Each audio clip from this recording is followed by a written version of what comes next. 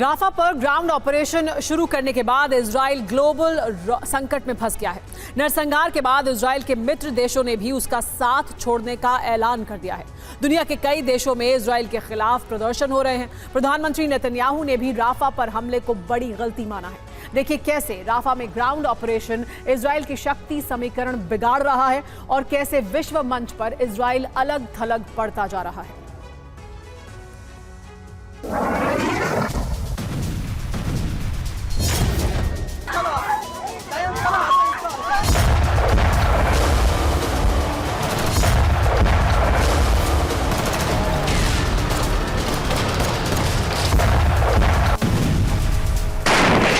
Gaza पट्टी पर एक छोटा सा इलाका राफा अब इजराइल के लिए संकट बन गया है।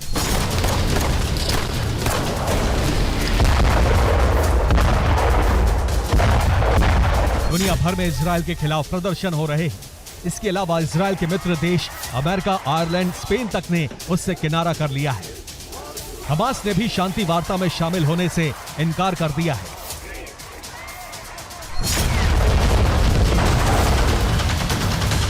26-27 मई को इजराइल ने गाजा में ग्राउंड ऑपरेशन शुरू किया।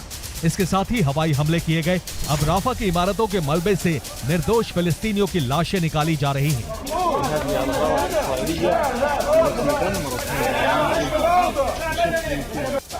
हमास का दावा है कि इजरायली फोर्सेस ने राफा में जानबूझकर नरसंहार किया है।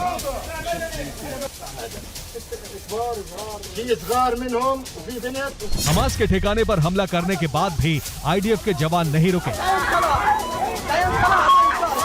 राफा पर हमले के दौरान एक वीडियो शूट किया गया जिसे हमास ने जारी किया। वेस्ट राफा में पहले इजराइल ने ड्रोन से सैन्य सर्वेक्षण किया और इसके बाद हवाई हमले, लेकिन सैन्य सर्वेक्षण के दौरान भी आईडीएफ के जवानों ने गोलीबारी की। राफा पर हमले के दौरान कुवैती अस्पताल के पास इजराइल के हमले से एक पत्रकार की मौत भी हो गई। ये उसी हमले का वीडियो है। धमाके वाली जगह से कुछ दूरी पर पत्रकार थे और धमाके के बाद स्प्लिंटर्स के चपेट में आने से एक पत्रकार की मौत हो गई और कई जख्मी हो गए।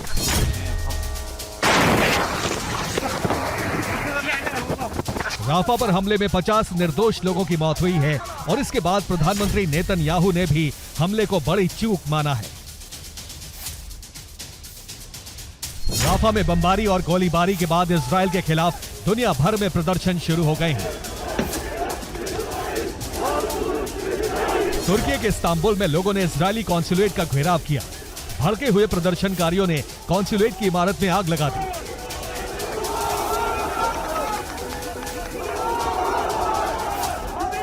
फ्रांस की राजधानी पेरिस में भी प्रदर्शनकारी इकट्ठा हुए और इजराइल के खिलाफ नारेबाजी की।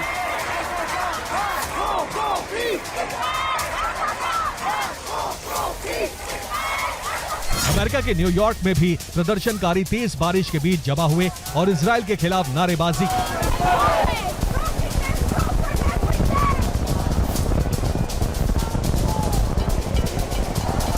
इजराइल के मित्र देश भी राफा राहत कैंप पर हमले के बाद उसकी आलोचना कर रहे हैं।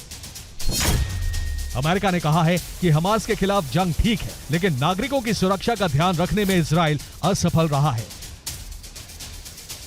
यूएन ने कहा है कि राफा से इजराइल का आतंक खत्म होना चाहिए। आयरलैंड ने कहा है कि इजराइल आईसीजे का आदेश नहीं मान रहा है, हम उस पर प्रतिबंध लगा सकते हैं।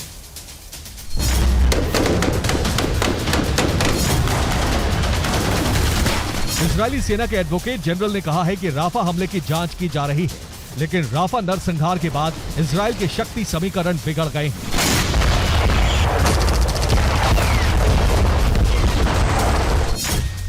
इजरायली खेमे के देश आयरलैंड, स्पेन और नॉर्वे फिलिस्तीन को मान्यता देने का ऐलान कर चुके हैं।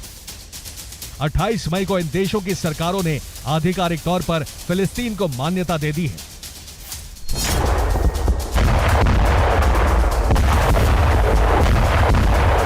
इजराइल के समीकरण उलटते नजर आ रहे हैं। अगर अब भी राफा पर हमले जारी रहे तो इजराइल वैश्विक तौर पर अलग थलग पड़ सकता है।